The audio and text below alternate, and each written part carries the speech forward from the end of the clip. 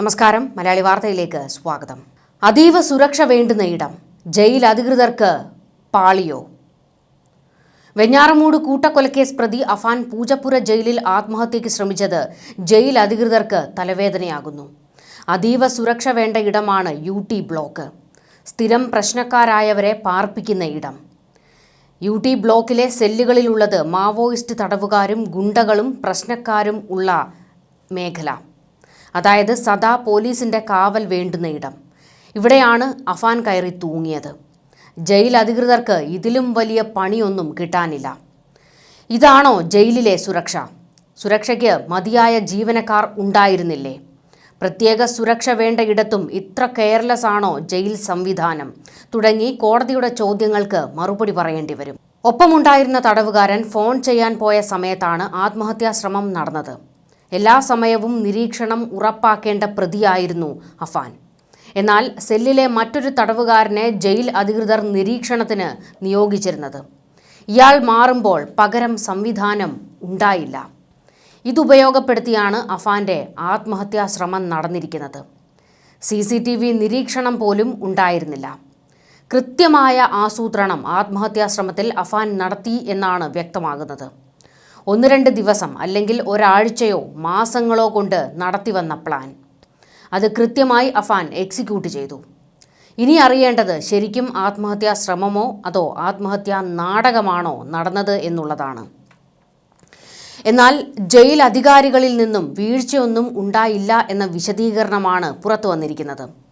അഫാൻ കയറി തൂങ്ങി തൊട്ടടുത്ത നിമിഷം തന്നെ സംഭവം അറിയുകയും രക്ഷപ്പെടുത്താനും കഴിഞ്ഞിട്ടുണ്ട്. സുരക്ഷ ശക്തമായതുകൊണ്ടാണ് അതിന് സാധിച്ചതെന്ന് ജയിൽ അധികൃതർ പറയുന്നു. എന്നാൽ ജയിൽ ജീവനക്കാരല്ല, തൊട്ടടുത്ത് സെല്ലിലുള്ളവരാണ് ഒച്ച കേട്ടതും ഇവരാണ് ബഹളം വെച്ച് ആളെ കൂട്ടിയതെന്നും വിവരങ്ങളുണ്ട്. ഒന്നിനും സ്ഥിരീകരണം വന്നിട്ടില്ല. എങ്കിലും സുരക്ഷാ വീഴ്ച ഉണ്ടായിട്ടില്ലെന്ന് വരുത്താനുള്ള ശ്രമമാണ് ജയിൽ അധികാരികളുടെ ഭാഗത്തു നിന്ന് ഉണ്ടാകുന്നത്. ഏതായാലും ഇനി ഒരു തരിമ്പ് പോലും അഫാനെ ജയിൽ ജീവനക്കാർ വിശ്വാസത്തിലെടുക്കില്ല. മര്യാദക്കാരനായി സെല്ലിൽ കഴിയുന്ന അഫാനെ കണ്ടിട്ടാണ് സുരക്ഷ കുറച്ചത്.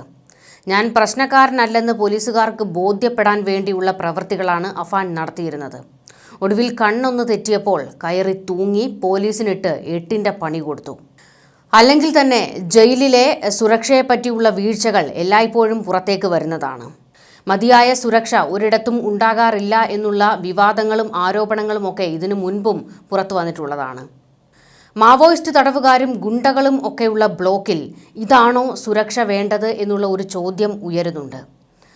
പോലീസുകാർ കണ്ണ് തെറ്റിയാൽ ഇവർ എന്ത് വേണമെങ്കിലും കാണിച്ചു കൂട്ടും. ആ ഒരു സ്ഥിതിയാണ് ജയിലിനകത്ത് ഉള്ളത്. പരസ്പരം അടിയുണ്ടാക്കുന്നതും ക്രൂരമർദ്ദനങ്ങളുമൊക്കെ ഇവിടെ സ്ഥിരം നടക്കാറുണ്ട്. പ്രശ്നക്കാരായവരെ എല്ലാവരെയും ഈ ബ്ലോക്കുകളിലേക്കാണ് മാറ്റുന്നത്. അതുകൊണ്ട് തന്നെ ഇവിടെ സുരക്ഷ എപ്പോഴും ഉണ്ടായിരിക്കേണ്ടതുമാണ്. CCTV ചെക്കിങ്ങും സദാസമയവും വേണ്ട ഇടമാണ്. പക്ഷേ അതൊന്നും അവിടെ പാലിക്കപ്പെട്ടിട്ടില്ല എന്നുള്ളതാണ് പുറത്തേക്ക് വരുന്ന വിവരങ്ങൾ. അഫാനെയും ഈ ഒരു ഇടത്തേക്ക് മാറ്റിയത് സുരക്ഷ എപ്പോഴും ഉണ്ടായിരിക്കും, പോലീസുകാർ എപ്പോഴും റോന്തു ചുറ്റുന്ന ഇടമാണ് എന്നുള്ളത് കൊണ്ട് തന്നെയാണ്. എന്നാൽ അവിടെ സംഭവിച്ചിരിക്കുന്നതാകട്ടെ പോലീസുകാർ അവിടെ സുരക്ഷയ്ക്കുണ്ടായിരുന്നില്ല എന്നുള്ളതാണ്. എപ്പോഴും ആത്മഹത്യാ ഭീഷണി മുഴക്കിയിരുന്ന അഫാനെ പോലെ ഒരാളെ സഹതടവുകാരനെ ഏൽപ്പിച്ചിട്ട് പോലീസ് മുങ്ങിയതാണോ? ഇത്തരത്തിൽ നിരവധി ചോദ്യങ്ങൾ ഉയരുന്നു. ഏതായാലും പ്രശ്നം കോടതിയുടെ മുൻപിലെത്തുമ്പോൾ പോലീസിന് ഈ ചോദ്യങ്ങളൊക്കെ നേരിടേണ്ടി വരും. അതുകൊണ്ട് തന്നെ ഇപ്പോൾ സുരക്ഷാ വീഴ്ച ഉണ്ടായിട്ടില്ല എന്ന് വരുത്താനുള്ള ശ്രമമാണ് പൂജപ്പുര ജയിൽ അധികാരികളുടെ ഭാഗത്ത് നിന്ന് ഉണ്ടായിക്കൊണ്ടിരിക്കുന്നത്. ഞായറാഴ്ച തടവുകാർക്ക് ഫോൺ ചെയ്യാനും TV കാണാനും അവസരമുണ്ട്. 2 പ്രിസൺസ് ഓഫീസർമാരും അവിടെ ഉണ്ടായിരുന്നു. ശുചിമുറിക്ക് സ്ഥിരമായ ഡോർ ഉണ്ടായിരുന്നില്ല. ശുചിമുറിയിലെ ഇരുമ്പ് കമ്പിയിലാണ് തൂങ്ങാൻ ശ്രമിച്ചത്. ഇതിനിടെയാണ് വലിയ ഞരക്കവും ഒച്ചയും ഒക്കെ അടുത്തുള്ള ജയിൽ ജീവനക്കാർ കേട്ടു എന്നാണ് പറയുന്നത്. ഓടിയെത്തിയപ്പോൾ തൂങ്ങി നിൽക്കുന്ന അഫാനെയാണ് കാണുന്നതും ഉടൻ തന്നെ മറ്റുള്ളവരെ ഒച്ച വെച്ച് അറിയിക്കുകയും ഒക്കെ ചെയ്തു. മറ്റ് തടവുകാർ ഉൾപ്പെടെ ഓടിയെത്തുകയായിരുന്നു. കെട്ടഴിച്ച് താഴെ തൊട്ടടുത്ത നിമിഷം തന്നെ ഇറക്കി. ആശുപത്രിയിലേക്ക് കൊണ്ടുവന്നപ്പോൾ തന്നെ തീവ്രപരിചരണ വിഭാഗത്തിലേക്ക് മാറ്റുകയായിരുന്നു. കാരണം നില അത്രത്തോളം ഗുരുതരമായിരുന്നു. തലച്ചോറിലേക്കുള്ള ഓക്സിജന്റെ അളവിൽ വലിയ കുറവുണ്ടായിരുന്നു. ഇതാണ് ആശങ്ക വർദ്ധിപ്പിക്കുന്നതും. ഇപ്പോഴും വെന്റിലേറ്ററിൽ തന്നെ തുടരുകയാണ്.